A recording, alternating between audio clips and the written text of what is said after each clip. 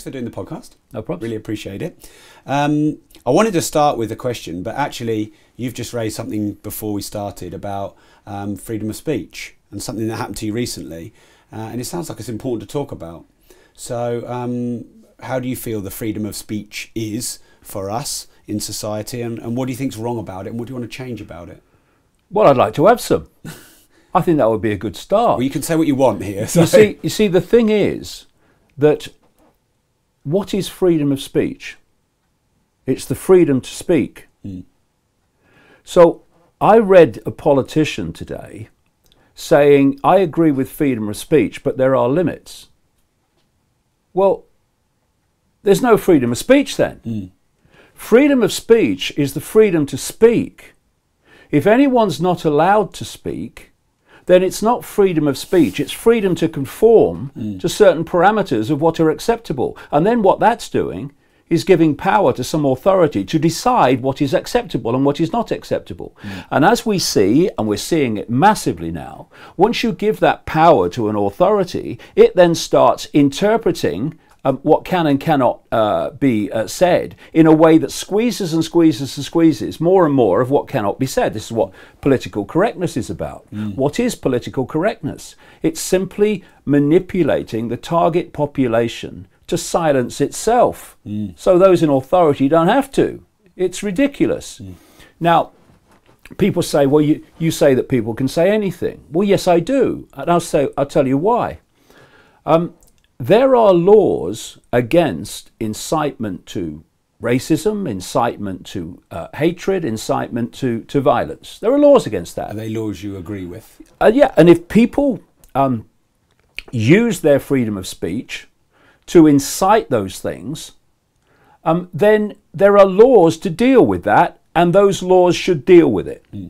What I'm saying is, once you start censoring freedom of speech at the point of delivery, or even more sinister, before the point of delivery, by banning people from the right to have access to the communication networks or speak in public, that is what the fascists do. What did fascists do in Nazi Germany? What does any tyranny do?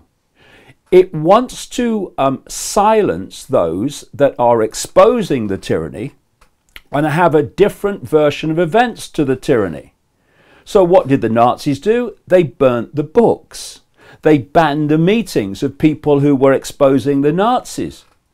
And now in this inverted world, we have people who call themselves progressives, and they seem to have this extraordinary self-delusion that progressive mentality has something to do with being liberal, when it's not. It's the opposite of liberal. They are the ones that claim to be wanting people to be inclusive and to have diversity. But maybe on their terms. When they're destroying diversity, and they have become the new tyranny. They have become the new Nazis. And so... That sounds quite a strong thing to say. Well, what I'm saying here is, if you look at what this progressive mentality is doing in silencing people and deciding in their arrogance what people can and cannot say and what opinion they can and cannot have, you look at what the Nazis did, you look at what the communist Soviet Union did in terms of freedom of speech, and you show me the difference between them. There is none. And it's this self-deluded arrogance which goes like this: I am right, therefore anyone who says something different must therefore be wrong, and by definition, because they are wrong and I am right, their freedom of speech to be wrong doesn't need to be taken into account. That's how the mentality goes. What I say is, I don't agree with them, I don't agree with them, I don't agree with them. I do agree with them. But I don't want to silence any of them. Because are we so immature that we can't hear different opinions? Even those we don't like, sits back in amazement, horrified, call the police. and make our own judgments on what are being on what's being said and the validity of it? Do we not have the maturity to put forward another counter argument, which, if we are confident in what we're saying, will demolish that which we don't agree with? Anyone that wants to silence people rather than argue their case can't have much confidence in their own case, surely. And once you go down this road of giving authority the right to decide what can be said, what opinions can be had, you are in a tyranny, and that's where we're going now. But it's bigger than that, because it's not just political correctness. You can't say this, you can't say that, you must say that. It's also the fact that humanity has been hoaxed on a monumental scale in relation to freedom of expression and freedom of information. And it's been done out of an area that I call the devil's playground. It's better known as Silicon Valley. What's happened is, when you do the research,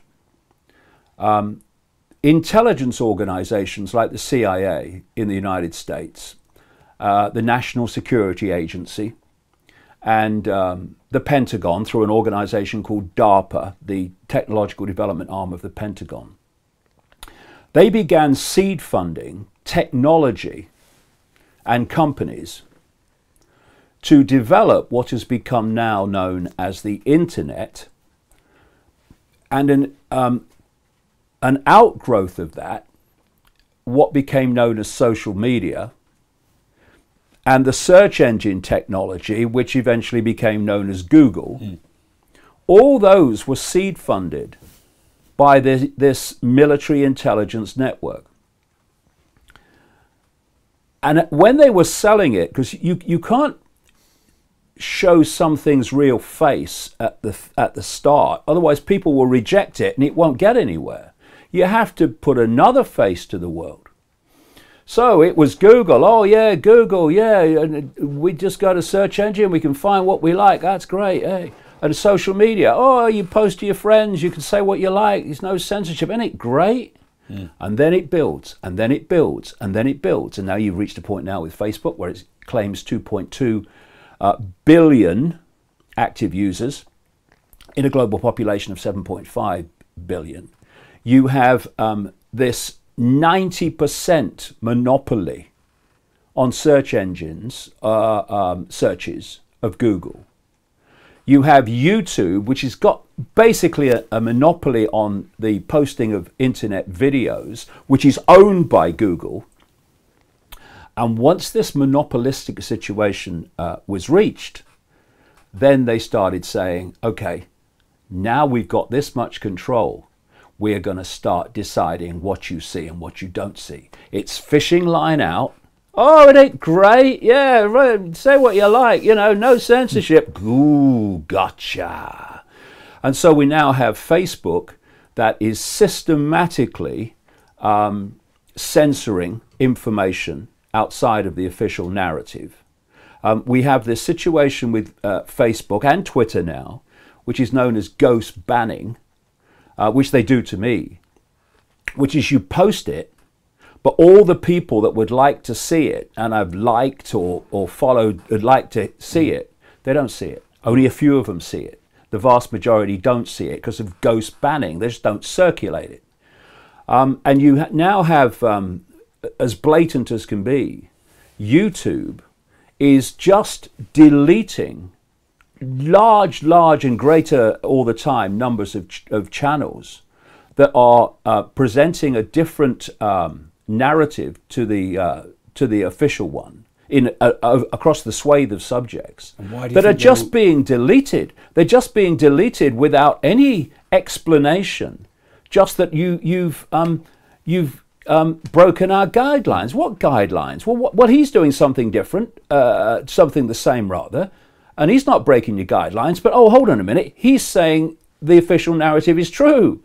And you were going to ask, why is it happening? Well, it's happening because I've been talking for 30 years and writing for 30 years that a very few people control the world. Very few people. People would be staggered how few. How many? Well, I'm going to come to that in terms of it's fewer now than ever before, and why. But a lot of people have said in response to that, a few people can't control the world. There's too many people. It's not possible. Well, now we have a handful of people, which you could probably get on 10 fingers, or 2 hands, yeah, that control Google, control YouTube, owned by Google, control Facebook, that absolutely dominate the information that most people see or don't see. We have a concentration of power in Silicon Valley, a very small area of the world, that is the greatest concentration of surveillance and censorship power the world has ever seen.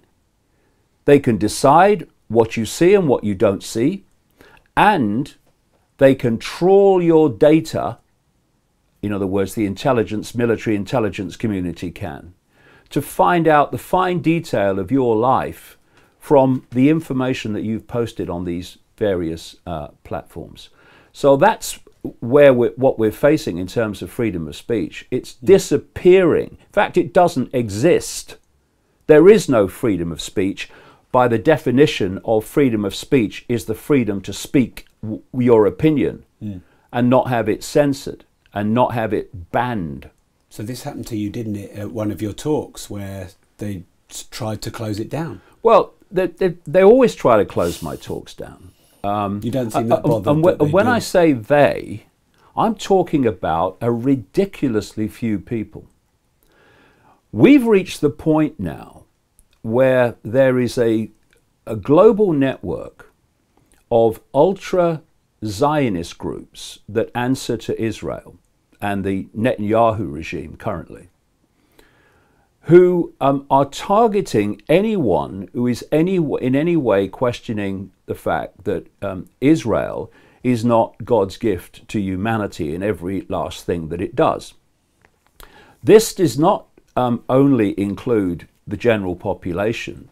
The ones they focused most on are Jewish people.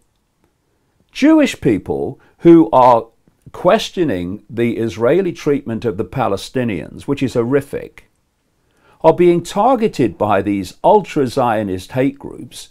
I say hate groups because their modus operandi is to get the public to hate their targets, to silence them. And it's extraordinary how easy it is. I'll tell you how easy it is with me. They go to, and I'm talking a ridiculously few people that don't represent the Jewish community at all, just claim to. They'll go to a venue and they'll say, this man Icke, he's going to come and say, it's all the Jews, he's anti-Semitic, he's a racist, he's going to say the Jews are doing this, the Jews are doing that. I ain't said any of that. The venue does not then come to me and say, look, these people are saying you're going to say this. And I'd say, look, go on my website and you'll see a video, a 10-hour talk that I've been doing for the last 2 years. Show me where there's any anti-Semitism or racism in it. Quite the opposite, because what I'm saying is, ironically, we need to put down these irrelevant manufactured fault lines of race and religion and culture and colour that divide us and realize that we're actually all one consciousness having different experiences, and that we've got caught in the illusion that the experiences of who we are when we are that consciousness that's having the experiences. So I am presenting what you could easily call the ultimate non-racist view of life, because I say race is a nonsense and an irrelevance and an illusion. Same with all of it, religion. But the venues never check.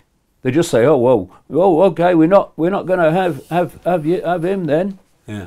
Saying that, even though he's not going to say it, and they cancel the event. Now, when a venue says to these people who orchestrate emails and letters, all orchestrated, same few people every time, the venue says, "No, hold on, freedom of speech, mate.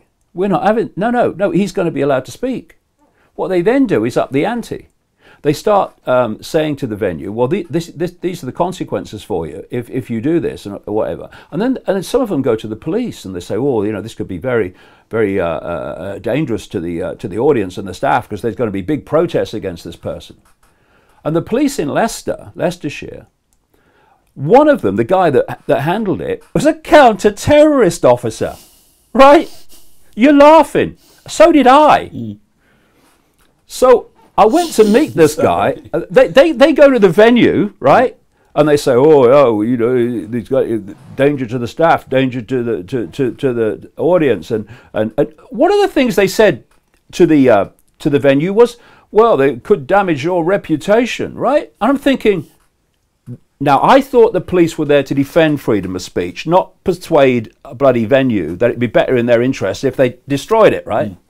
So anyway, that's what happened. And we got a meeting, and I went up to Leicester, and I met this counter-terrorism officer. God help us if that's counter-terrorism's level of operation. And I met this other guy from Leicester City Council. And the first thing I said to them, I gave them the email sent to us from the venue laying out what these two had told the venue. And I said to them, can you confirm that what is being said by the venue here happened and that's what you did? They agreed. Mm. So I knew what the interaction had been. So then I said to them, name me one book of mine that you've ever read. Silence. So I said, okay, name me one public event of mine that you've ever attended. Silence. And then I said, well, now name me one event anywhere in the world, and I've been right round the world in the last 2 years. Any event in the last 2 years on this world tour where one single person has ever protested. Silence. Reason? A, they couldn't answer because they're not checked. And secondly, not one has ever protested. But all it's taken is for people to contact the venue, or in this case, contact the police as well, tell absolute lies about what I'm saying. And they destroy freedom of speech and someone's A, ability to speak in public, and B, the people to take the choice to listen. That was a sold-out event in Leicester, my hometown. And then what these ultra-Zionist hate groups do is they then contact the media when a venue cancels because of them, and they say the event's been cancelled because the venue realised he's a Holocaust denier and an anti-Semite. Of course, the media then repeat that, and you see a headline like Holocaust denier David Icke's event cancelled. And when this has appeared on these mainstream news sites on the internet, I've contacted them, every single one. I don't usually, but in this case you have to. And I've said, before I call my lawyers, would you please send me the evidence you have to support that headline? In every single case, bar none, they take it down in minutes because they have none. All they've done is repeated what these ultra-Zionist state groups have said. Mm. And what we are now seeing, and there's been a number of examples this week as we speak, is more and more Jewish people are coming out and saying to about these hate groups, you don't speak for us. There's one guy on the internet, a story that was broke today, a Jewish man who did a video on YouTube, basically saying to these ultra-Zionist hate groups, I'm Jewish and you don't speak for me. In fact, you're causing anti-Semitism by what you're doing. He had his video deleted, right? So when you've got Jewish people speaking out against Israel and the Israeli government, that's really bad because it's very hard to paint them as racist against Jews when they are Jews. So they are targeted even more fiercely by these ultra-Zionist hate groups than people who aren't Jewish. And their freedom of speech is disappearing. And what we need to do is come together, all of us who are being blatantly defamed and misrepresented by these groups, and they are very few in number, but very well funded, and jointly expose what they're doing, because they are destroying freedom of speech in an ever gathering way, week after week after week. And if it goes on, there will be no body who can speak in public and challenge the official narrative, because they'll all be banned. That's where we're going.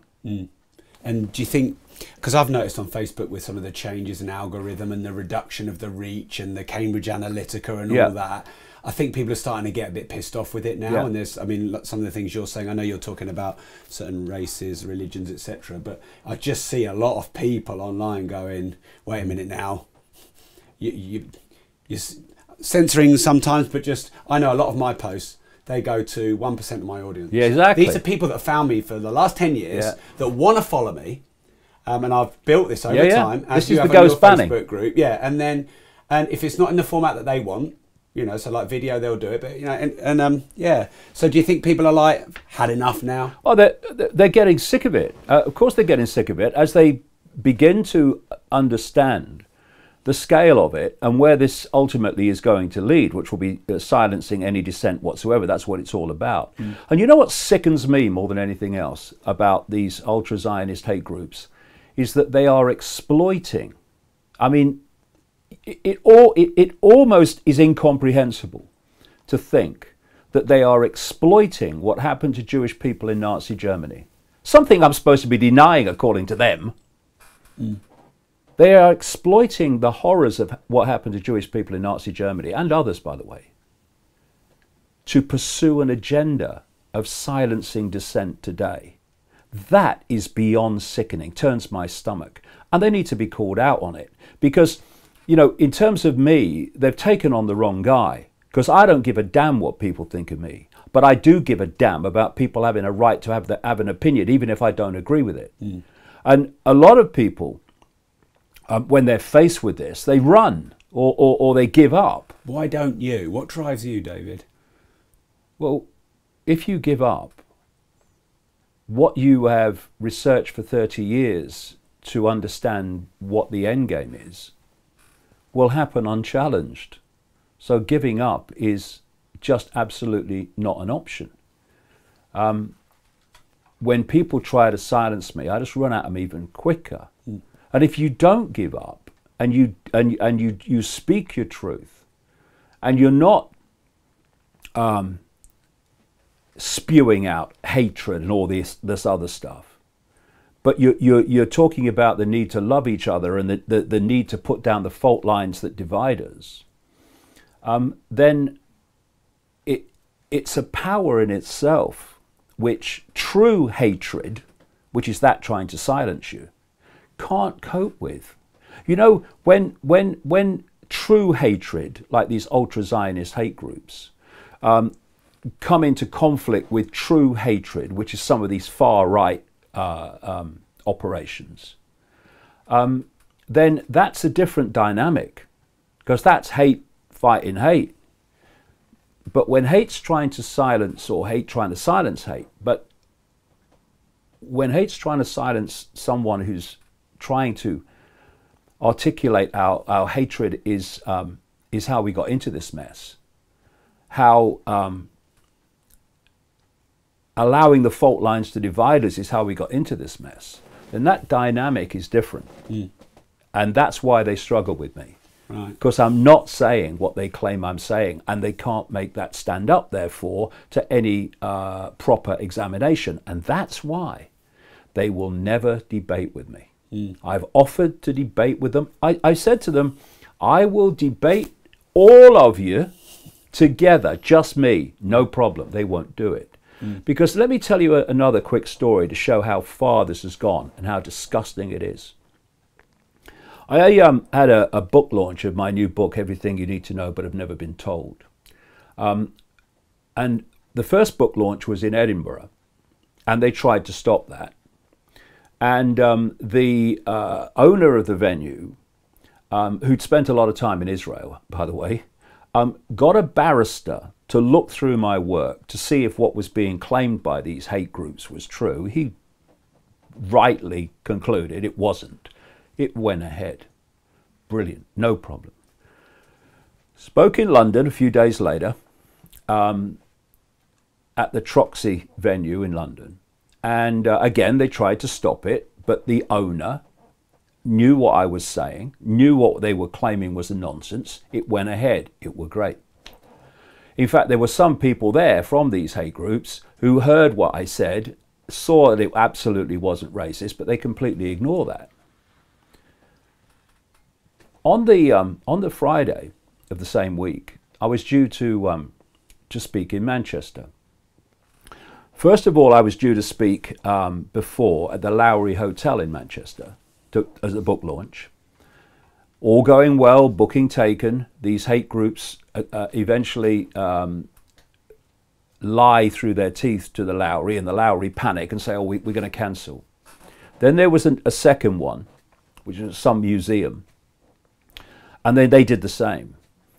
And then we went to Manchester United, Old Trafford, and explained to them what's been happening. And the people at Manchester United, in the conference area anyway, said, oh, no, we're Manchester United. We don't back down to them, to intimidation, no problem.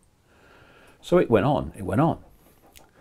On the Thursday afternoon, with the event on the Friday, with people coming from long distances, and a lot of the people are going to be there, Manchester United supporters at this book launch. It was a dinner. On the Thursday afternoon, my son Jamie, who organises all this stuff, was in conversation with Manchester United for the final arrangements. Next morning, when these ultra-Zionist hate groups got wind of where the venue was going to be, because we kept it quiet because of what happens, they contact Manchester United.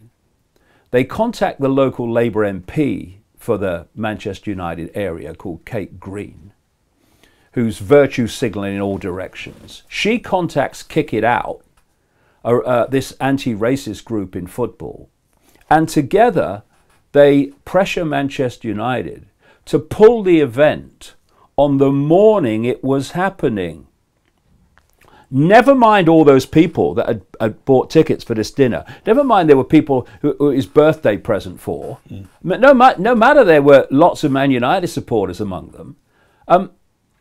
Cancel it. Now here's a question. What does Kate Green, Labour MP, know about what I'm saying? Nothing. Only what the hate groups told her. What did Kick It Out know about what I'm saying? Nothing. Only what the hate groups told them.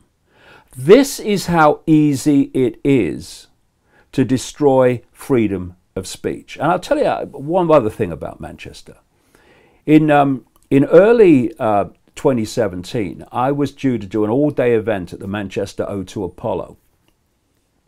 Again, a sellout. And these hate groups approached the Apollo to cancel. Now, fortunately, I have spoken at a number of venues of the same chain. They know what I'm saying. They know the kind of people that come along, and they know what happens. So, of course, they said no. So, and it went ahead. So what this, one of these groups, they're called the Campaign Against Anti-Semitism. This is the worst. It was launched right in the middle of the last Israeli bombardment of Gaza, when the British public were appalled about the slaughter that was going on. And they said to the audience that came to the event, email us with the anti-Semitism and make a complaint to us, and then we'll take it further. Well, of course, there was none. So what the audience did was email them with copies to me, saying, actually, he said the opposite. He said we need to love each other and put down the fault lines that divide us, like race and religion. What the Campaign Against Anti-Semitism then did, it's called the CAA, is ignore those emails, ignore what the audience said that I spoke about, and went to the subsequent venues and told them the same that they told the Manchester venue and previous venues about what I'm going to say. That's the disingenuous manipulation that's going on. And like I say, some of the biggest people that had the biggest consequences from this are Jewish people. And we have to stop running away from these things, running away from talking about them, and just speak the facts. Because if we don't face this, then this grotesque misrepresentation is going to destroy freedom of speech for everybody, because that's what it's meant to do. Okay, so is there a paradox going on here? I realise my need for Facebook and YouTube in getting my message out there, and sometimes feel a bit wronged, maybe not as strongly as you, but certainly I do certainly feel that my reach is getting artificially reduced. So you sell millions of books. You know, you've got 750,000 followers, I think, on Facebook. And I'll stop you there. Okay, no, please. 3 years ago, I had about 750,000 followers on Facebook. Yeah. All these years later, with interest in my work exploding, I have about 750,000 followers on Facebook. So something's going on there, you think? That's the algorithms at work, and how the suppression operates. Yeah. And how do you deal with inside or balance this paradox of these being a great platform for you to get your message and your work out to the world, yet feeling controlled and limited by them? Well, it's. I'm going to take notes myself here because I feel the same thing. Well, so. it's a simple reply, really. First of all, they're becoming less and less of a good platform as the suppression contracts what is getting circulated. But you use the system to expose the system, because the system has the networks of communication. So as best, and dominates them. So as best you can, you have to use the system to expose the system. But in terms of entrepreneurs, and it is starting to happen, you know, what do they say? What's that line? Necessity is the mother of invention, old saying. Entrepreneurs, if you like, who are genuine, who believe in freedom of speech, they have a fantastic opportunity here and can make an enormous contribution to human freedom by developing platforms, not least video platforms, and developing communication platforms to replace these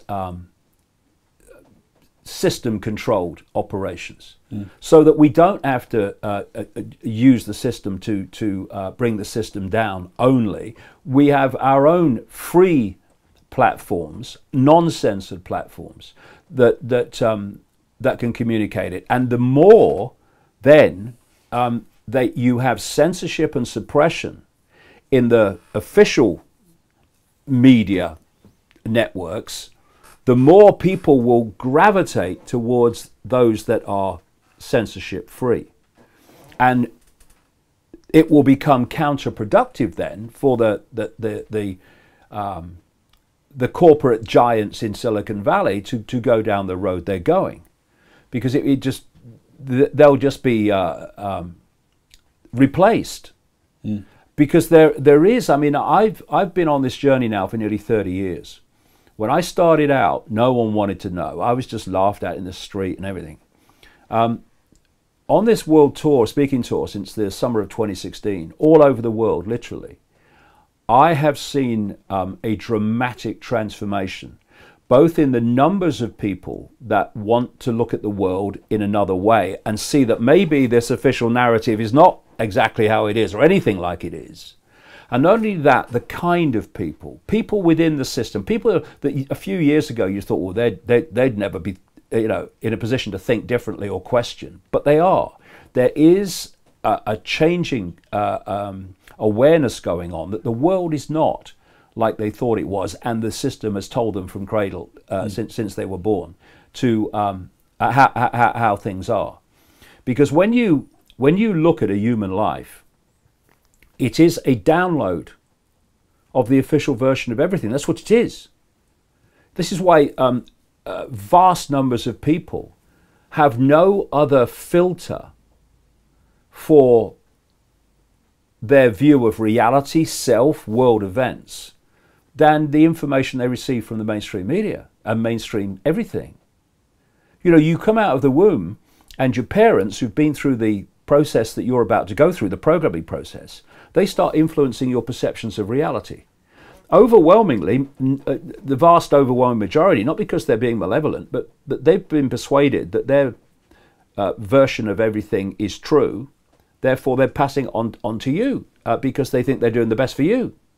You then go into what's called the education system. It's a perceptual programming operation. It's psychological warfare on the young. And from the age of 3, 4, right up through your formative years into your teenage years, day after day after day after day, you are being given the official version of everything. Official version of science, of medicine, of politics, of everything, all the way through your formative years. And it's what I call the postage stamp consensus. It's a very narrow band of possibility. And if you're going to pass exams, you have to tell the system that that postage stamp perception of possibility that you've been told is reality. Otherwise, you're not going to pass your exams. Because what are exams? It's the system saying, you tell me what I've told you, and I'll give you a prize. You tell me what I've not told you because you've got a mind of your own and you're questioning it, and I'll ring your mum and dad and say you're a disruptive influence in the classroom. Right? And we'll see what Ritalin will do to that. Right? This happens all over the world. And then, having downloaded this program of perception of normal, the postage stamp reality, you then go out into the institutions. You become a journalist, a doctor, a scientist, someone in the corporate world, a politician. And you've taken with you this core download of the perception of normal and how things are. And so these institutions are all controlled by this perception, and then they confirm to each other that this perception's true. If you're a scientist and you don't stick to the scientific orthodoxy, then you lose your grants and you become ridiculed by your profession. If you're a doctor and you don't go along with the orthodoxy, you lose the right to practice, even though it might be very effective what you're doing. If you're a journalist, you won't last long if you go against the orthodoxy. And then all underpinning this, you've got peer pressure. All the people who've been through the sausage machine that you've been through, who have decided that they will accept that version of normal, they then police everyone else that wants to question that normal. So you're ridiculed or condemned by your peers if you question what they have accepted without question. And I've used this analogy a number of times. I think it's very accurate. We laugh at sheep because sheep follow the one in front and follow the shepherd. One shepherd. Follow the shepherd, and anyone that goes out of line, the sheepdog's there, woof, woof, fear, fear, fear. And we laugh at sheep. Oh, sheep, they're so stupid. Humans have out-sheeped the sheep. We've dispensed with the bloody sheepdog. We keep each other in line by ridicule and condemnation for the crime of being different or questioning the norm. And how has anything ever moved forward in the entirety of human history, ironically? People questioning the norm. Because if you don't question the norm, you go into an eddy or vortex and you go round and round and round and nothing moves on and nothing expands. But that's the idea. You cannot control a population of critical thinking, free thinking people, questioning people, in the way that you can control a population that just accepts like a sponge the official version of everything. And thanks to the alternative media, although I don't think most of the alternative media goes even nearly far enough. Most of it's not actually alternative, but mainstream light. But even so, thanks to that, and this availability in the last few years of alternative narratives to world events, etc., people have started now to question more than ever before. When the government comes out and says, this is what happened, it's the Russians. More and more people, like never before, are going, well, hold on a minute. Is it? Where's the evidence? Mm. And I tell you, when you ask that question, where's the evidence? There's usually silence coming back. Mm. And, you know, there was with this incident in Salisbury, with the nerve agent and the Russian double agent working for British intelligence, or used to anyway.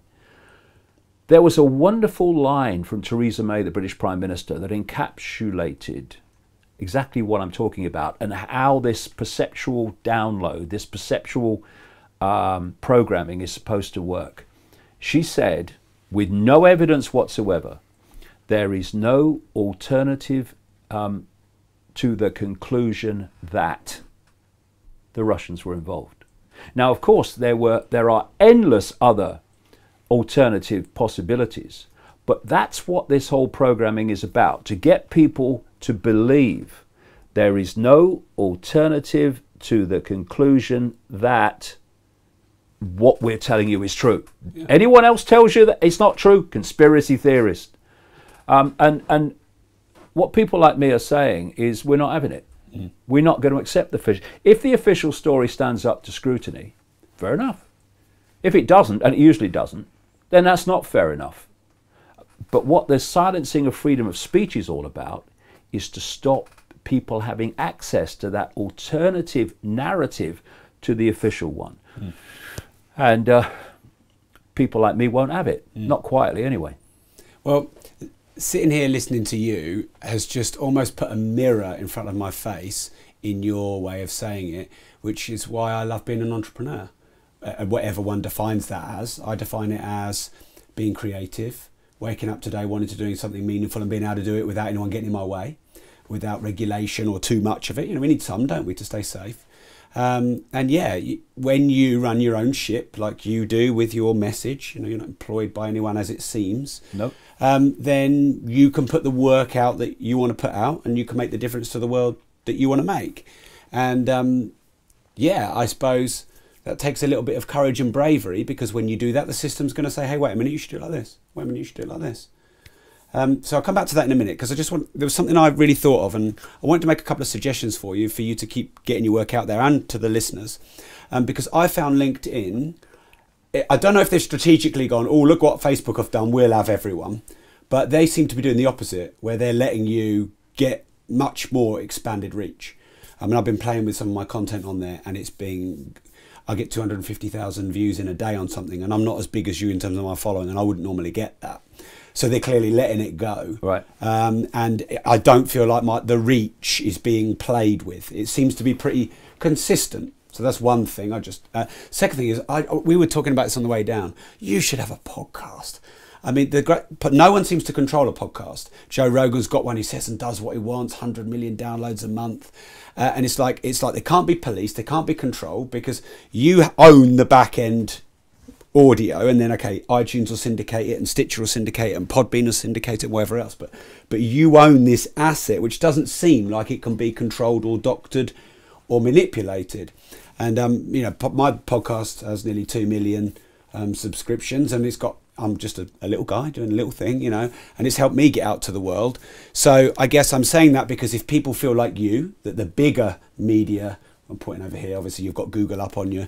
If they feel that... I've got my website okay, up, yeah. If they feel like Google and Facebook, and I'm not here knocking those, by the way, but I'm just saying if they feel Google, YouTube, Facebook are starting to police, reduce your freedom of speech, have the evil press button, no you can't, yes you can, no you can't, and you don't like that, I think these other platforms like LinkedIn and podcasts. Yeah, I mean, you know, my sons who run the organisation of my work, they are doing this now, because we have to respond to what is happening. But there are great opportunities for entrepreneurs who believe in freedom to replace or offer alternatives to these platforms. I know people are starting to do it, but the more that we can have, the better. Because in my new book, Everything You Need to Know But Have Never Been Told, I talk about the fact that YouTube was demonetizing alternative content. And of course, the alternative media, I mean, I write books and stuff, so I'm not dependent on YouTube. But a lot of alternative people became dependent on YouTube, monetizing their videos to make more videos. And I said in the book that that's only stage one. The next stage is they start deleting channels. And of course, now they're deleting channels on a very, very large scale worldwide. So this is not something that's going to happen over a long period of time. That's what I'm saying. So there is a very urgent need and a massive potential audience for platforms of, if you like, social communication and videos for people that really believe in not censoring. And, you know, yes, the big companies will go the way of the system.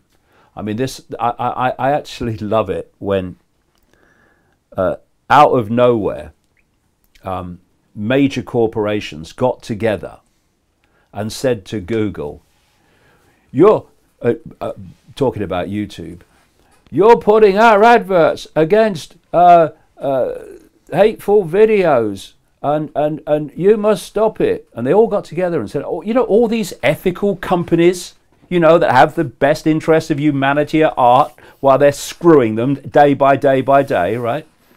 It's all orchestrated. And so Google, B-movie actors, said, oh no, we better take the adverts down then, which just happened to be on the alternative media channels. And that was how the demonetization started. And then once you start it, you roll it out even more, and now there's virtually none on Google for anyone with an alternative view. But people still have to sell things. Yeah. And there is an advertising, quote, market out there for a large audience platform. And if people would go down that road, there are great financial opportunities for them, as well as the main reason, from my point of view, which is having the ability to communicate information uncensored. Because the more uncensored information circulates, the more the system of control will fall. Because its whole foundation, its whole way of surviving is to keep from its target population what it is doing, how it is doing it, and to what ultimate end. So, do you regard yourself in any way as a businessman or an entrepreneur? It seems to me like the more you resist these things you stand against, the bigger and more powerful and more successful you become.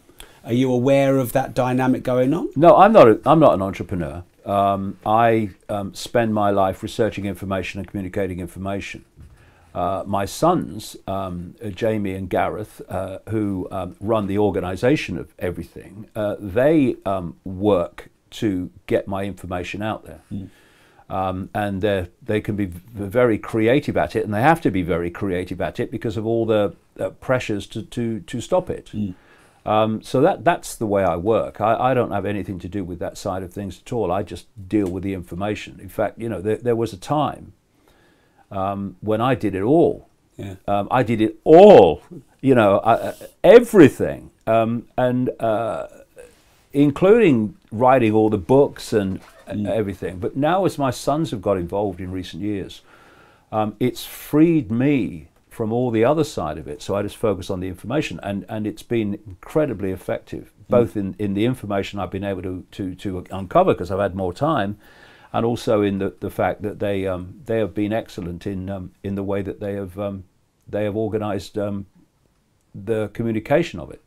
And is that just to free up your time, or is that because you don't really enjoy the more commercial aspect, or is that because they're good at the commercial aspect, or is that because you wanted your family involved? No. It's because A, they're good at it, and B, I have no interest in it whatsoever. All the commercial side of it and what have you, I have no interest in that whatsoever. I just want to uncover the information and communicate it. But you're quite right. In the world that we live in, you have to have an organization around you that can provide the opportunities to communicate the information you're uncovering, and also to make sure that there is money there to finance what you're doing. You know, we do our own events, and it's a heck of a lot of money has to go out before any comes back. When you are printing books and what have you, there's a hell of a lot of money goes out before it comes back. And you know, people can see the cover price of a book, but you know, we don't get anything like that. Because it goes through distributors, it goes through shops, and there's all the shipping. So printing, exactly, and so you have to have an organization like that that's sound. Otherwise, the point of everything, which communicated the information, just stops. So, but that's not my side of things. I don't enjoy that. Sure. But I do. But you embrace it. Don't let me give the impression that I don't like business and I don't like entrepreneurs. Quite the opposite. You know, a microphone, for instance, is neutral. It's what you use it for that makes it positive or negative. Same with a notebook, same with a printing press, same with a computer, same with the world of the entrepreneur. You can use that creative business acumen, seeing opportunities and exploiting them in a way that's very beneficial for the world, or you can do it like the giant corporations, which is hijacking the wealth, therefore the power in the world, in the hands of fewer and fewer and fewer people. And you know, one of the things I've been talking about for decades now, and I gave it the name at one point, the Hunger Games Society. It's a structure which you can symbolize as a pyramid, where at the top of the pyramid you have this 1%. Actually, it's less than 1% at the core. At the bottom of the pyramid, you have the rest of humanity that are not in the 1%. And the 1% of hijacked by this point all the wealth of the world, basically, and therefore they're calling all the shots. And between the controlled masses and the 1% is a merciless police military state to hold that status quo. And when you look at the way society's going, day after day after day, you can see that happening. You've got the police state and the police military state emerging more and more, the surveillance state. That's all part of this middle strata to impose the will of the 1% on the masses of the people. You've got more and more people at other levels of income that are being touched by this austerity. You've now got the so-called middle classes being targeted and finding it harder and harder to financially survive. You've got more and more people falling into the lower strata, more and more homelessness, etc. More and more lower wages. And at the top, you've got this incredible concentration of wealth, thus power, into the hands of fewer and fewer people, to the point now where vast amounts, vast percentages of the world's wealth are actually held by single-digit numbers of people. And this is the Hunger Games Society unfolding. And so, you know, we can look at the pressures on freedom of speech, but entrepreneurs that want to use their skills and use their ingenuity to challenge that Hunger Games structure with freedom and with a greater expansion and distribution of wealth, they're also finding themselves targeted by the system with regulation and you can't do this and what have you. Because anything, whether it's freedom of speech or whether it's entrepreneurs that are doing things that are undermining the emergence of this Hunger Games society pyramid, they're all being targeted. And so it's going to be a challenge to take it on. It is a challenge to take it on. But, you know, what did I just say? 1% or less than 1%. And the 1% can only have the power they have because A, they control the money systems and control governments, but also because that middle strata of the police military state, who are made up of people from the population, police that population to the benefit of the 1%. When they start to realize that actually their families are being affected by this, their children and grandchildren have to live in the world that they're helping to bring in by protecting the 1%'s interest from the interests of the masses, then the whole pyramid will fall. And, you know, I'm more confident than I've ever been that that pyramid will fall, but it won't fall on its own. We've got to start getting engaged. Okay, so let's come back to that. I'd like to explore you a little bit more, David, if that's all right. So you said earlier you can't walk down the street without getting laughed at. I couldn't. I can now. Okay, so let's I get stopped in the street and talked to very seriously now about what's going on in the world. It's been a dramatic transformation, but it once was like that, absolutely. Yeah. Okay, so I'd like to talk about both of those sort of more extreme scenarios. So at first when that happened, how did it make you feel, and how did you deal with it and cope with it and carry on doing your work despite all this ridicule? Something inside of me told me this was leading somewhere, and that if I kept going, then that somewhere would emerge. And when you go through the level of ridicule that I did in the early mid-90s, one of two things happens. Either it destroys you and you withdraw from the world, or you let go of the prison that most people live in, which is the fear of what other people think. Most people are not living their lives. They're not living who they are. They're living what they think others think they should be. And therefore, they're living a lie. They're living someone else's version of them. What happened to me as a result of that massive ridicule is that I let go of the fear of what other people thought. And when you do that, it's indescribable what that does, because no more mental gymnastics before you open your mouth. What do I say here? They want you, don't they? Hello? Hello, darling. Yeah, I'm in the middle of an interview. Would you like to be part of it?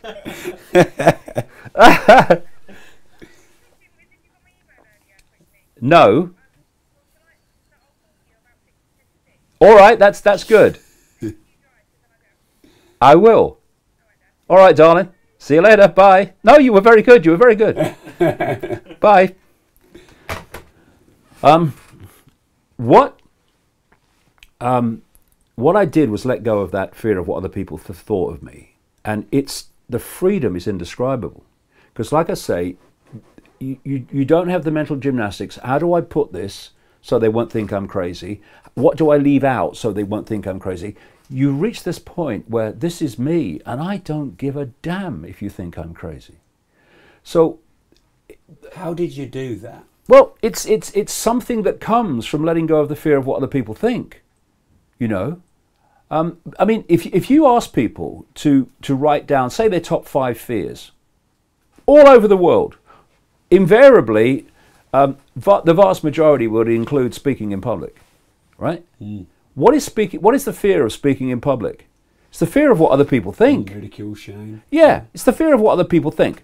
So when you stand on a stage, if you fear what other people think, you can be nervous because the power dynamic is with the audience, because they are going to decide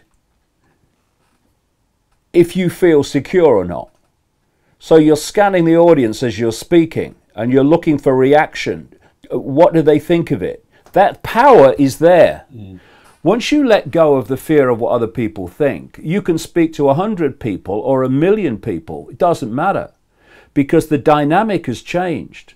The dynamic now says, this is my truth, and I respect your right to make of it what you will and come to your own conclusion. But this is my truth, and your reaction is not going to affect my truth. So however you react to what I'm saying, whether you like it, whether you laugh at it, or whether you condemn it, it doesn't matter to me, because it's my truth and I have a right to speak it. My truth and my security is not dependent on other people's reaction to me. That's their, I completely respect their right to respond as they choose, but I have a right too not to be affected by it. And so in that way, you can get ridiculed in the street and it don't really affect you. You just shake your head and walk on. And sometimes it's an interesting experience, really. Sometimes. Do you have a bite? Well, very rarely I have long ago. But one of the things I have done, when people have been laughing at me, yeah, the bloke, yeah, I've stopped, and I've started laughing at them and pointing at them. If I've got someone with me, oh, look, you want to see the absolute anger on their faces and the indignation, and you think, hold on a minute, I'm just mirroring you back at you. You know, and that's an interesting point about, you know, human interaction. When we say something about someone or do something about someone, we think that that's making a statement about the someone. It's not. Every time it's making a statement about us by what we are, by what we say and what we do. But people don't see that. And this is why people don't see so often that they are mirrors of that they rail against. You know, if you take this progressive mentality, like I say, I'm not talking about a liberal mentality. I'm a liberal. If you look at the definition of the dictionary definition of liberal, it is someone who believes in maximum freedom of speech, maximum freedom of lifestyle, maximum freedom of everything. But a progressive mentality, which they actually call liberal, it's stunning, believes in the opposite of that. So you have people who rail against the system, who think they are anti-establishment, who are actually doing exactly what the establishment wants, which is to silence the population. When you've got the progressive anti-establishment mentality saying to government, he must be silenced, she must be silenced, and the government and the corporate world and the establishment are going, yes, we would be delighted to do that.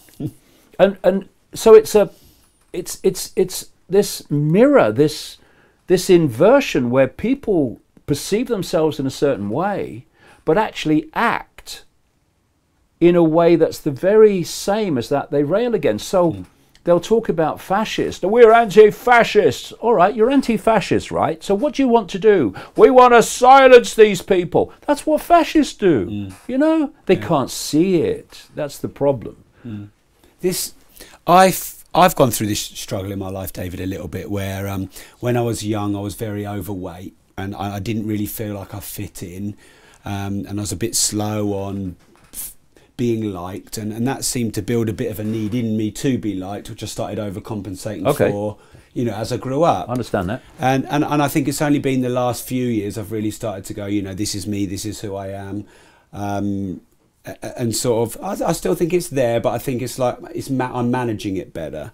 I have found, like you visibly lifted when you said it. It was like, when you said it's liberating and freeing, it was like you exercised something from your, and I just know how amazingly more impactful and happy and confident people would be if they stopped worrying about what everyone thought about them.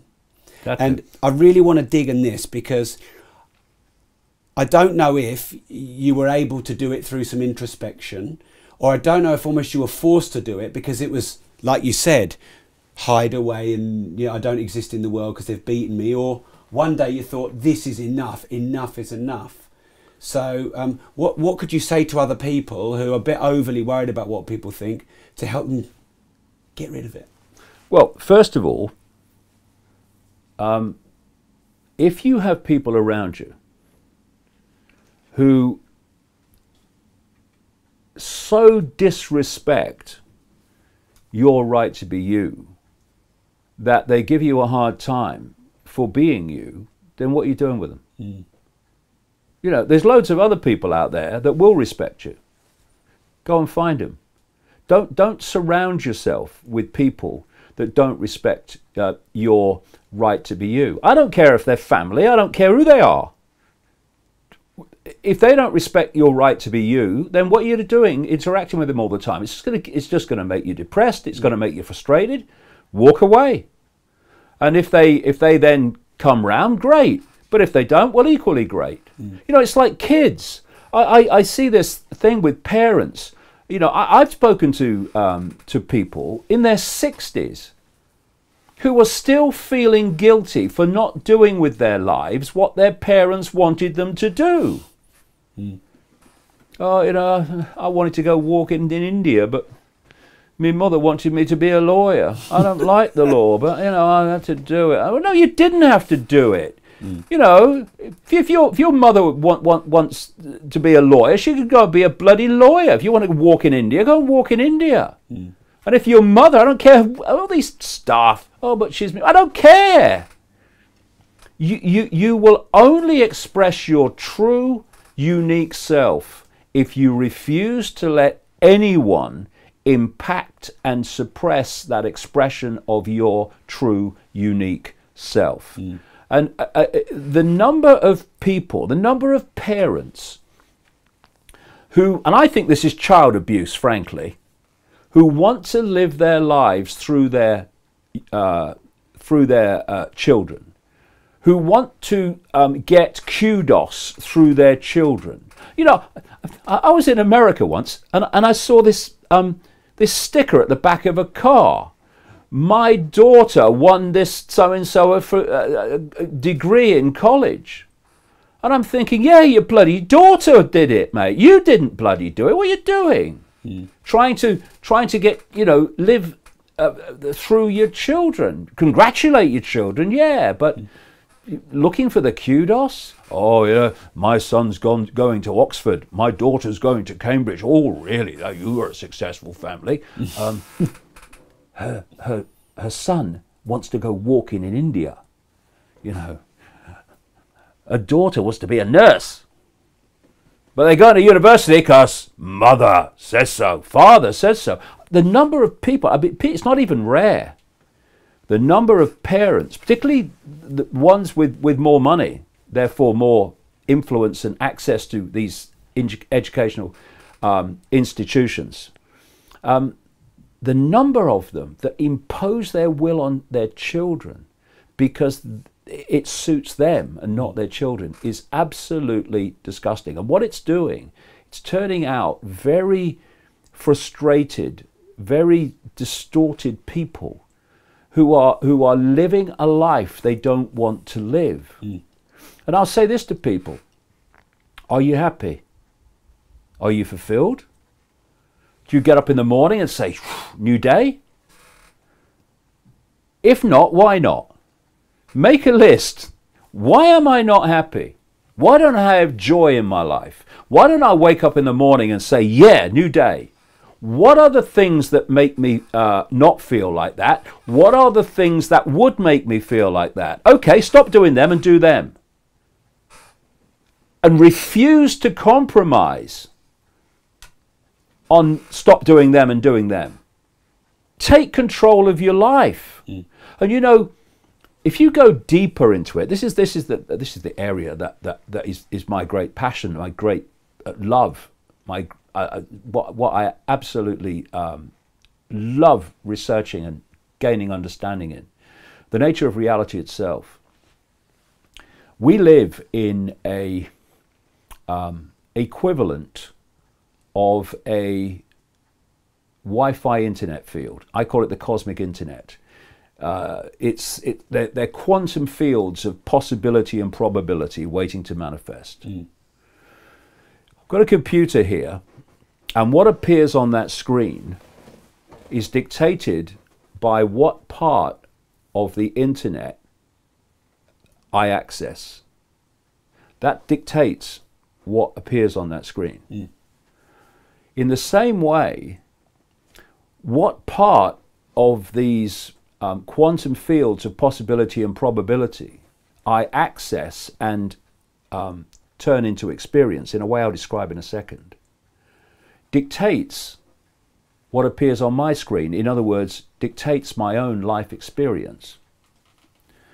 If you live your life within the parameters and the program of the postage stamp consensus, then you are interacting with this quantum field of possibility and probability in a very narrow band of frequency.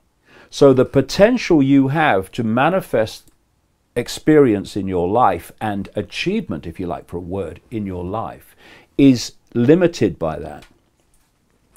Once you expand your self-identity, as I'll come to in a second, and your consciousness expands, and your sense of the possible expands, you're now interacting with this quantum field of possibility and probability in a much vaster swathe. And therefore, your potential for manifestation of experience, for manifestation of achievement, for manifestation of the world, the life you'd want, becomes massively expanded. Take the Chinese internet.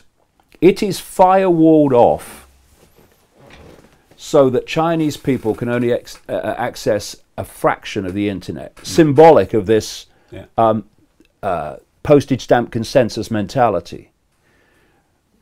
But beyond those firewalls is a vastness of possibility with the internet that they never see, information they never access. And what dictates our interaction with this possibility and probability is our self-identity, seems to me. If you believe that you are little me and have no power, then that manifests itself as the frequency band you're operating on, and it's very narrow. Coming back to the simplest analogy, it's someone who sees the glass half empty or the glass half full. That's a completely different perception of the same situation. And what will come from those two perceptions will be very different experiences of that glass compared with the other.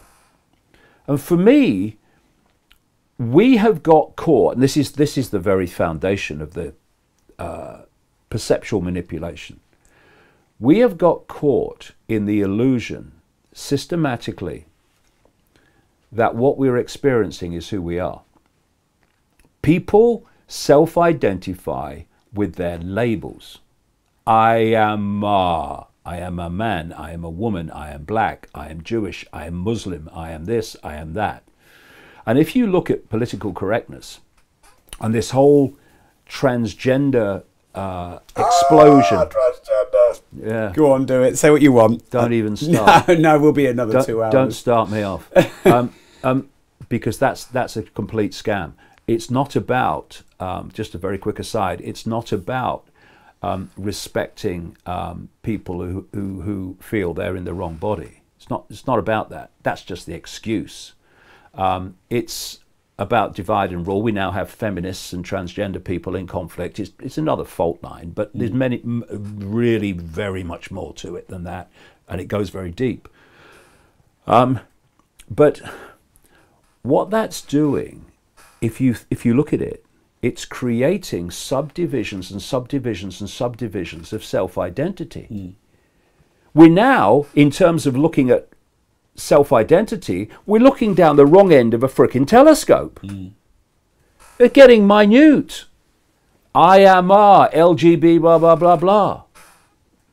And what it's doing, every time you subdivide into a smaller perception of self, you are getting further and further and further away from the true self, which is consciousness. Consciousness that's having that experience, when people have near-death experiences and leave the body and suddenly experience a vastly different reality, they've left the body. So what has left the body? Consciousness, their point of awareness. We are in our prime form a state of awareness, a state of being aware. What the body does, I call it a biological computer, is it when we experience through the body, when that consciousness experiences through the body focuses the attention of that consciousness in a tiny band of frequency known as visible light, which is so tiny it's laughable, and that's all that we can see. We don't actually live in a world, we live in a band of frequency. And beyond that frequency is infinity, which we can't see. You know, if you tune to Radio 1, you tune a radio to Radio 1 or a television channel, television to BBC 1, that's what you get. You don't get BBC 2, that doesn't exist to BBC 1. You don't get Radio 2, that doesn't exist to Radio 1. You get Radio 1. And so the body is tuning us and focusing our attention in a narrow band of frequency. It's an experience.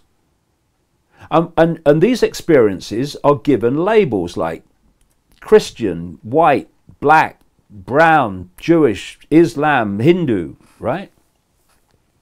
What happens is, and this is what the program encourages, of course, is people self-identify with those labels and they say, that is me. I am my income bracket. I am my life story. I am my race. I am my culture. No, no. They are what your consciousness is experiencing, your point of attention. And you know you, Mr. Islamic man, and you, Mr. Jewish man, and you, Mr. Christian man, and you, Mr. White man, you, Mr. Black man, you, Mr. Asian man, you're all points of attention of the same infinite consciousness. And because you have become so programmed to believe that your labels are you, you are fighting each other for power. To hold on to an identity. To hold on to impose in many ways an identity that is merely an illusion of incredibly short experience. When you leave the body, your consciousness leaves the body at a near-death experience, for instance, and I've read endless accounts all over the world for people. The common themes are incredible. They don't say, "Oh, I'm out of the body now, but I'm still a Muslim. I'm still a Hindu. I'm still a this. I'm still a that." No, no. They are consciousness. Consciousness, awareness, a state. That's what we are. And so, when in the body, you can stop self-identifying with the labels and start to self-identify with being the consciousness, everything changes. Because what self-identification with labels does is it focuses attention, and your interaction with the cosmic field of probability and possibility is limited by that focus of attention within that frequency. Once you say, they are my experiences, I am the infinite awareness having those experiences, you start to interact with possibility and probability on a vastly greater scale. And suddenly, life becomes an adventure. Suddenly, your life changes. People that represent the old frequency of your life, they disappear. New people come in, new opportunities happen, amazing coincidences happen that didn't happen before. Oh, it's a miracle. Fancy me? No, it's not a miracle. You're interacting with possibility and probability on a vaster scale. Therefore, probability and possibilities happen in a more extraordinary way than they do when you're there.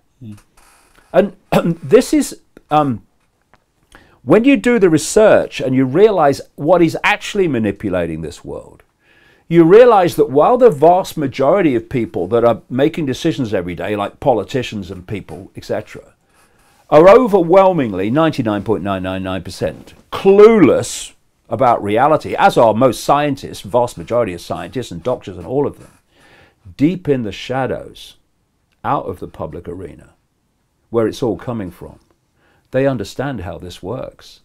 They know that if they can hijack your perception, they can hijack your experience by this feedback interaction between your perception, which creates your frequency band of interaction with the cosmic field of possibility and probability.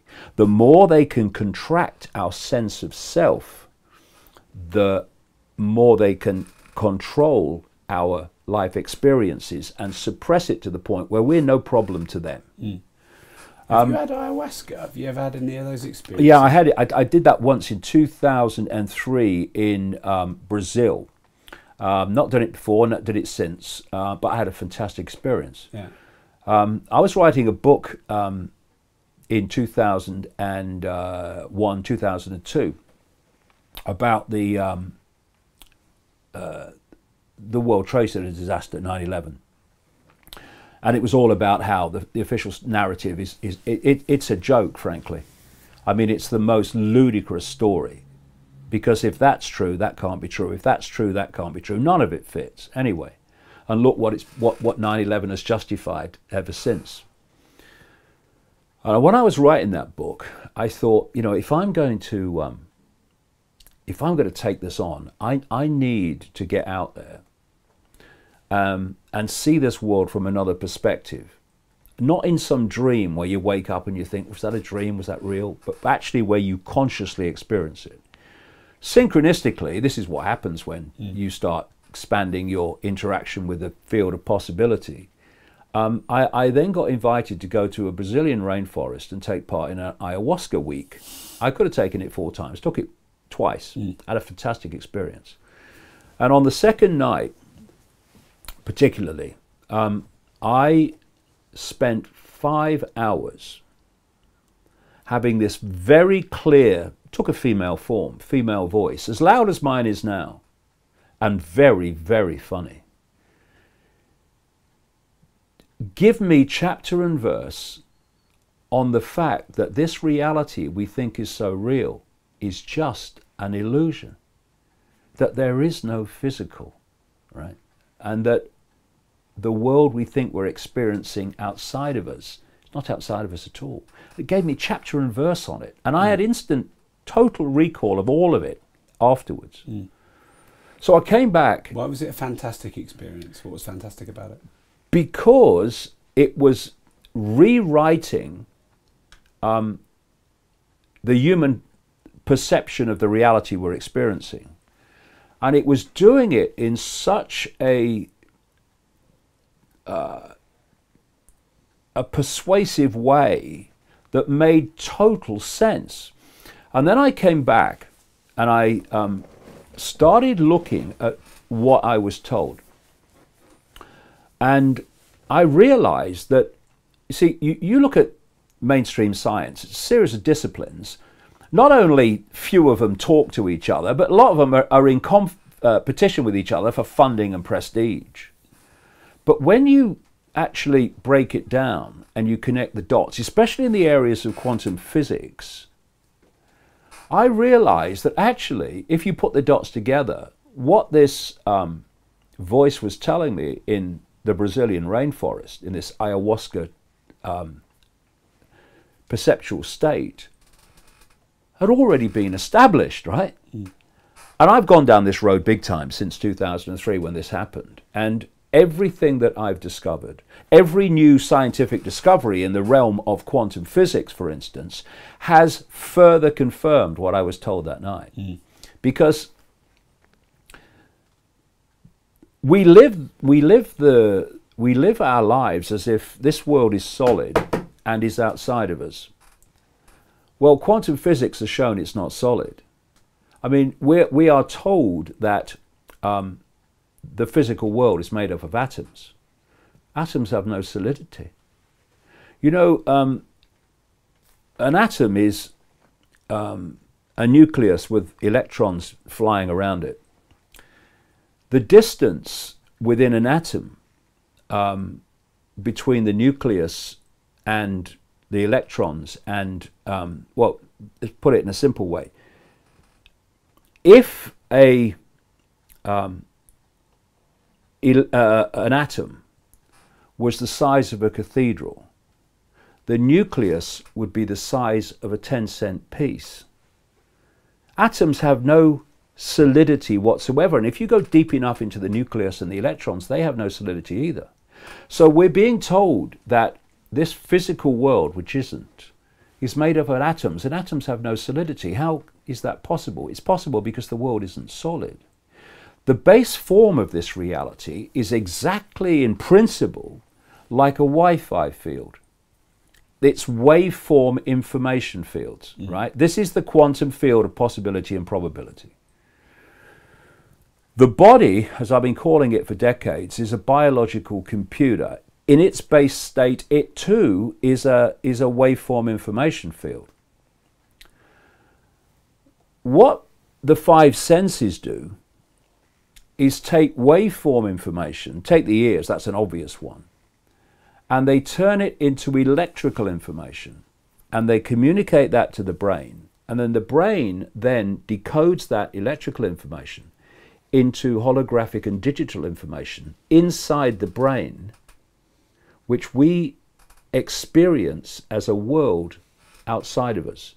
It exists visually, it exists in a small area of the back of the brain that decodes visual reality.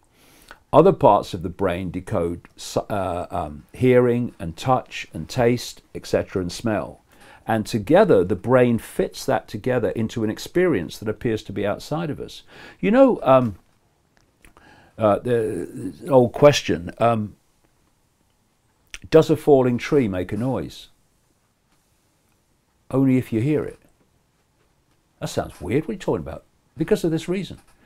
When a falling tree falls, it doesn't make a noise. What it does is disturb the air. It disturbs the waveform field, which sends out vibrations. Vibrations are picked up by the ears, communicated electrically to the brain, which decodes them into the sound of a tree falling. A tree falling only makes a noise when we hear it. I'm talking to you now, and what I'm communicating to you is a waveform field generated by my vocal cords. And words are not passing between you and me. Waveform frequency fields are passing between you and me. They're picked up by your ears, communicated to your brain electrically, and it decodes those waveform fields into the words that you are hearing. We are living a complete and utter illusion of reality. You know, people say, well, you know, they've got to be physical because you can't walk through the wall. Well, if you are of the right frequency that's different to the wall, yes, you can.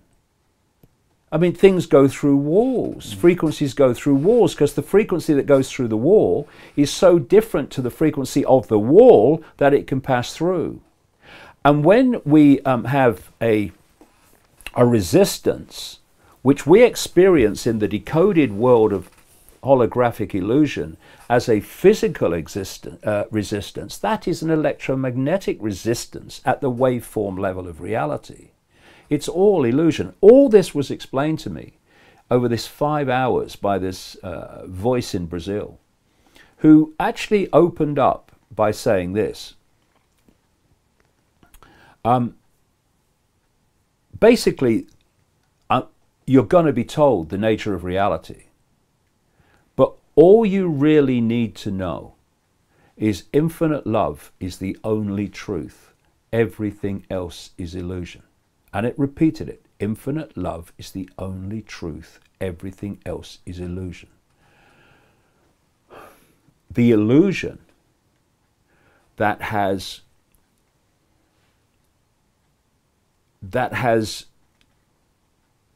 stopped us understanding our true nature, which is consciousness, is what creates the division, the chaos, the conflict, the hatred, and stops us being what we truly are, which is incarnate love. That's what we're supposed to be. Not love in the sense of, you know, I saw you down the disco, fancy you, darling, love you, darling, all that stuff. No, it's love in another way. We have so misrepresented what love is. We have to put words in front of it now, like unconditional love and what have you. But it is a state of harmony, a state of being, a state of compassion, a state of empathy. And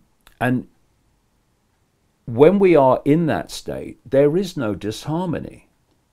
But when you fall for the illusion of what I call the phantom self, the name of one of my books, where we self-identify who we are with the labels, then the force manipulating human society can play those labels off against each other and create divide and rule and conflict, which is what it does.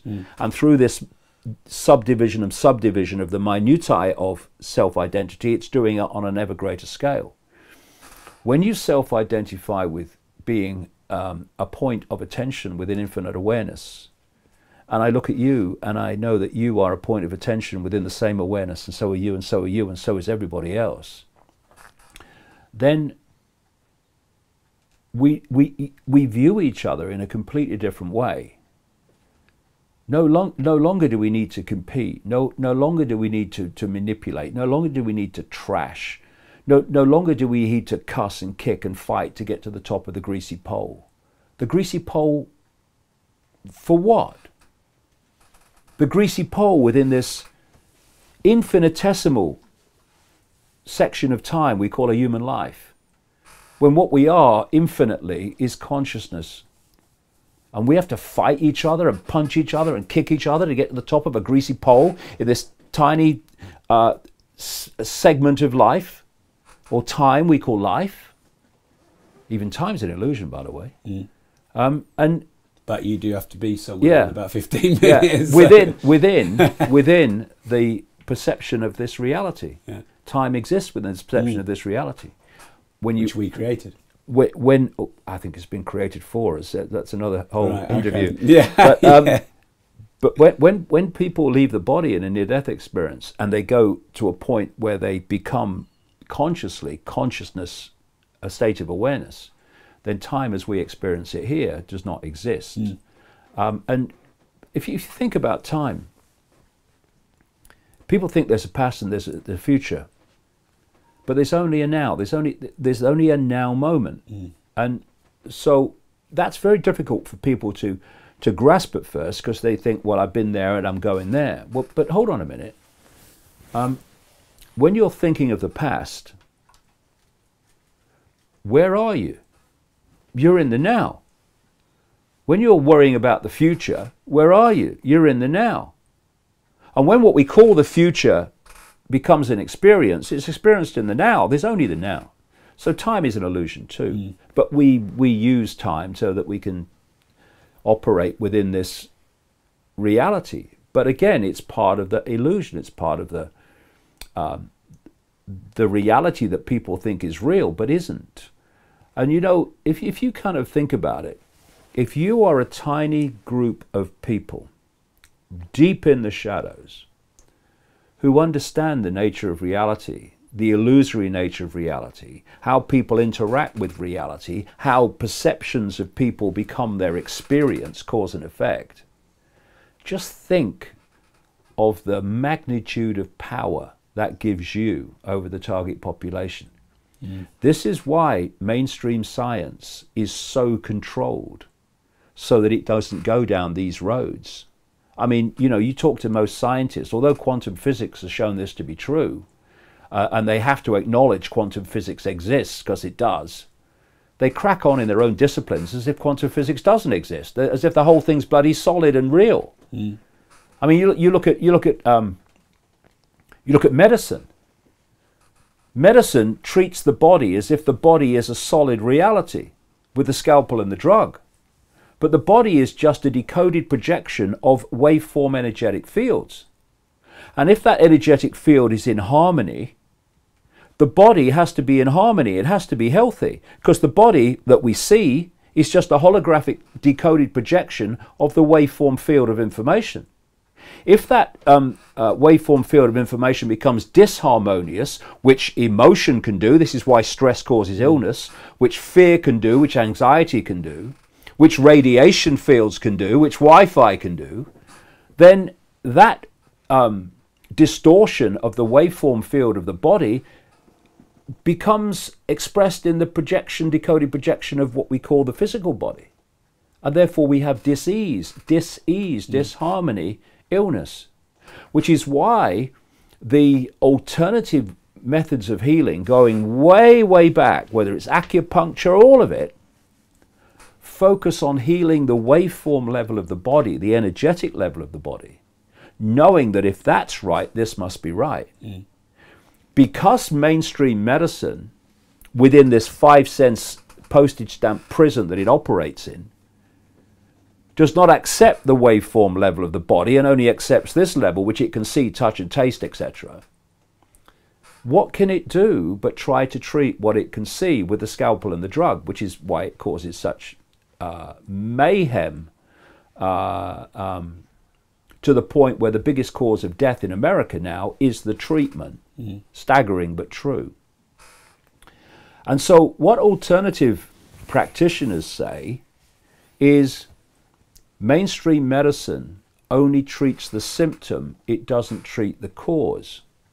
But if mainstream medicine will not accept the existence of the waveform field level of the body, which is where the cause comes from, it's only left with treating the symptom, which is the expression of a problem in the waveform field being decoded into the holographic field of the body. So you look at science, you look at medicine, journalism, like I say, all of it, politics, they're all living on this postage stamp. Oh, we're a left-wing political party. Okay, you're on the left of the postage stamp. And we're a right. Yeah, okay, you're on the right of the postage stamp. But no one's off the postage stamp. And therefore, society is living in this bubble of unreality, this bubble of complete misunderstanding of the very reality we're experiencing. And it's kind of sobering to think that science, politics, medicine, all of it, journalism, decisions being made all the time about what happens to the world and what happens here and what happens there, are all being made by people who are absolutely clueless about the very reality they are experiencing. They are making laws, making decisions based on the world being solid and real when it's not. Is it any wonder that the world is chaotic and a place of utter madness? How could it not be? How could it not be? Understanding the reality that we're experiencing is fundamental to everything. How can we understand anything if we don't understand the very reality we're experiencing? And you know, when you perceive the world to be solid and physical, what comes from that? Virtually everything is impossible. Well, that's not possible, that's not possible, that's not possible. Once you realize that the world is malleable because it's just the decoded expression of a malleable information waveform field, then suddenly what is possible absolutely explodes. And so much is waiting to be discovered or waiting to be unsuppressed, better way of putting it, that would set this world free and create a paradise, which it could be, instead of a prison, which it is, because the knowledge that I'm talking about is suppressed. And so you have people who are a point of attention within infinite awareness that are all that is, has been, and ever can be.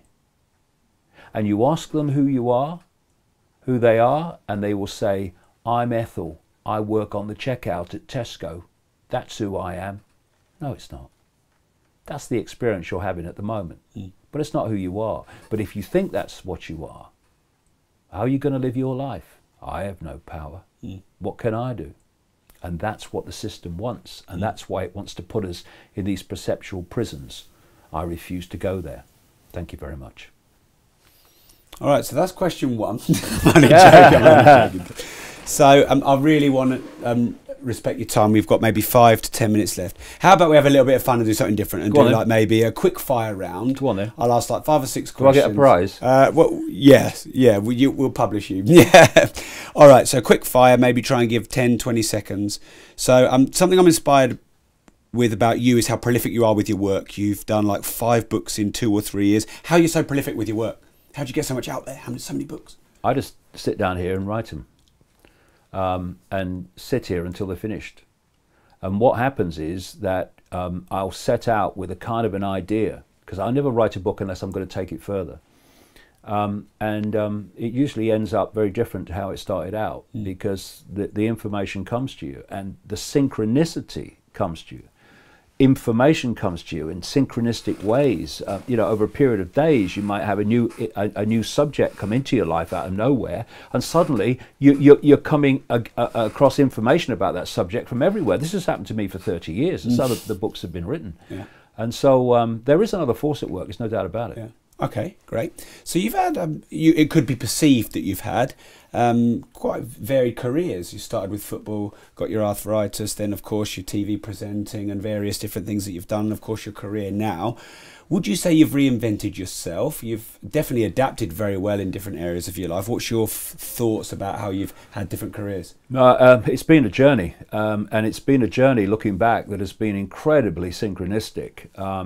I grew up on a council estate in Leicester, where people didn't expect much more than to go and work in a factory if they could get a job, because there were factories in those days, and they thought, you know, small, and because that's what they were, that's their perception of what their life was, because they were working class. I never accepted that. I wanted to be a footballer. People said, oh, you never be a footballer. How many people are footballers? I said, I'm going to be a footballer. And I became a footballer. And again, through a synchronistic bits of, quote, luck that were amazing, that I ended up there. But then at the age of 21, so my childhood was about, I'm not accepting the norm immediately. I'm not accepting this is what my life's going to be. I'll decide what my life's going to be. I then went to play football, and I got rheumatoid arthritis. I had to finish at the age of 21, and that was a tremendous opportunity for me to overcome massive disappointment. To overcome the sense of, oh, I'm a victim, and saying, no, I'm not. And I thought, what am I going to do now? And I'd always been interested in journalism as a kid. I used to read papers a lot. I want a front grandstand, BBC show, there used to be, a sports show. And people say, you'll never front grandstand. I'm going to front grandstand. And again, I went into journalism and papers and radio and stuff. Bits of luck and synchronicity, I ended up fronting grandstand. And then I started to get sick of television. I found it sycophantic. I found it, you know, it was up its own backside. I lost interest in it. Once I'd achieved it, I lost interest in it. I got interested in the environment, and amazing synchronicity over a period of 8 weeks or so took me from joining the Green Party in the 1980s to being a national spokesman. I mean, it was just bizarre, the speed of it and what happened. And that gave me an insight into politics. And I could see what politics really was, which waste of frickin' space. It's not going to change anything. And then the journalism gave me an insight into journalism, into the media. It gave me the ability to write simply, sometimes complex things, because that's the only way you're going to get them in the paper or whatever. And so by the time amazing things happened to me esoterically, in the late 1980s, which led me into what I've done ever since. I had this this backlog, or this back story of experience in the very areas that I needed it to do what I do now. And so when I look back, I don't see jumps. No. I see a progression. Okay, and it was like you've experienced this, you've got what you need for it, now something else. It was like some other force has been opening and shutting doors in the maze to take me through. And funnily enough, where this whole thing started, which led me to what I'm doing now, I was working for the BBC at the time, was that I was having strange experiences over the period of a year. When I was in a room alone, it felt like there was something else there, some presence. I wasn't alone, and it built up and built up and built up and built up. But eventually, long story short, I went to see a psychic for the first time in my life, not telling her anything, just seeing if she'd pick up what the hell was going on around me. And she goes into psychic mode and says that I'm going to go, and she knew nothing about what was happening to me. And she said, there's basically a force trying to communicate with you through me, and what they're saying is that basically you've been guided through all these different experiences and all these different careers because to be led to this moment. And this was in March 1990, and from now on you're going to go out on a world stage and reveal great secrets. You're going to face enormous opposition, but we will always be there to protect you. And that there is a vibrational change coming that is going to awaken humanity from its slumber, because there's a story that has to be told from its coma. And many, many other things, every single one of which by now has either happened or is happening. Mm. And so when I look at my life, from the perspective of now, just coming up to 66, but that's just a number anyway, I see that it's been a process. And one of the things that I was told through this psychic in 1990 is all this has been planned before you even came. Mm. So where it ends, we'll see where it ends. Mm. But where it's gone so far is exactly where I was told it would go. Wow. Nearly 30 years ago. Wow. Would you say you're a controversial figure? Yes. Contrarian?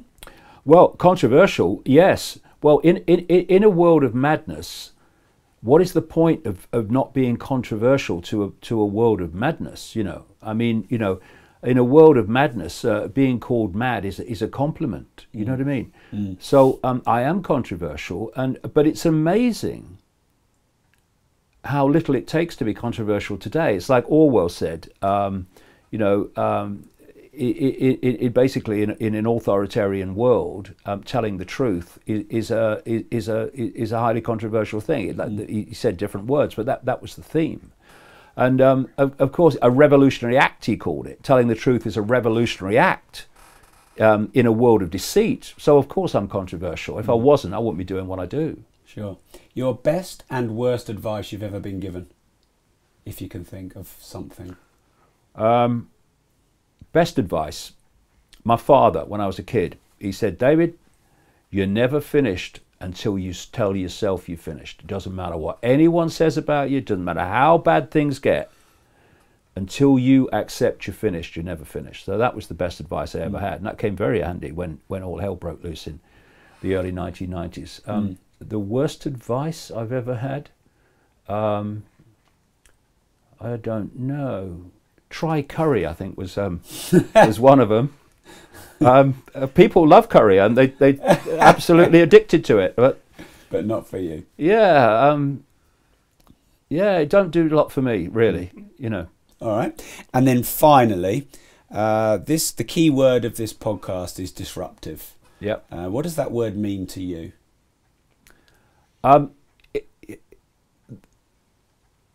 If something solidifies, it basically doesn't change. And if it's something that's not good, well, that's not good, that it's solidified. And we have a society that's solidified. There's so many gimmies. And what I mean by gimmies is that things are accepted as if, well, that's how things are. And one of the greatest forms of mind control is familiarity. Because when something becomes familiar, it becomes a gimme. And gimme things are not questioned, they're accepted. For instance, taking a child who's just come into this world at the age of 3 or 4 and putting them through that sausage machine all day, 5 days a week, for all the formative years, called education, actually programming, that's a gimme. well, that's how things are. Kids go to school. Yeah, but take a deep breath. Look at its effect. Let's question it. And when you start questioning the gimmies, questioning the solidification of accepted how things are, it's my daughter. Yeah. Perfect timing. Perfect timing. I brought her up well. Then, of course, you need to disrupt the solidification for things to be changed. And you know, if you want a quiet life, anything for a peaceful life, then nothing's ever going to change. You have to disturb things for them to change. And when you disturb things, they go into a state of flux before they reform in a different way. So you can have a perception of disturbance is, oh no, I don't want change. Or you can have a perception of disturbance, which is a very positive thing, because unless you disturb what needs changing, it won't change. Thank you. So finally, where can we follow you? Where can we find your books, and where would you like us to go? I'd like. Could you just tell my daughter? I'll be a second. Literally I'll be a second. just, or press the thing and let her in, and we'll have a quick one. DavidIcke.com is my main website, where there's news of put in context of events every day. There that people can get the 10-hour all-day talk that I did. They can get the books, and they can get all the details of where I'm speaking. Just coming up now, and the tickets are almost all gone in every city that I'm speaking in. That's the interest. That's the change that's taking place. Wow. David, thank you very much. Thanks, mate. It's been a pleasure. Thank you.